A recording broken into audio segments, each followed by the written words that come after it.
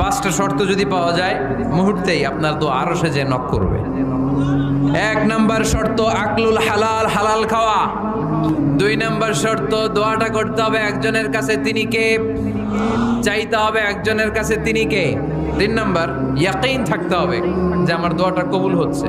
যখন দোয়া করবেন আপনার এই বিশ্বাস থাকতে হবে আমার রব আমার ফরিয়াদ শুনছে, তিনি আমার কথা শুনতে পাচ্ছে, আমি চাওয়া মাত্রই তিনি সব দিয়ে দিতে পারে এবং আমার রব আমাকে ফিরাবে না, তিনি দিবেনই। চার নাম্বার শর্ত সালাতু আলা রাসূলিল্লাহ, আল্লাহর হাবিব সাল্লাল্লাহু আলাইহি ওয়াসাল্লামের উপর দুরূদ পড়া। কুল্লু দুআ মাহজুব মাওকুফুন বাইনাস সামাই ওয়াল আরদ, আমরা যা দোয়া করি সব আকাশ জমিনের মাঝখানে পেন্ডিং হয়ে থাকে। মা লাম ইউসাল্লা আলাইহি, আল্লাহর হাবিব বললেন যতক্ষণ না আমার উপর দুরূদ শরীফ পড়া হয়।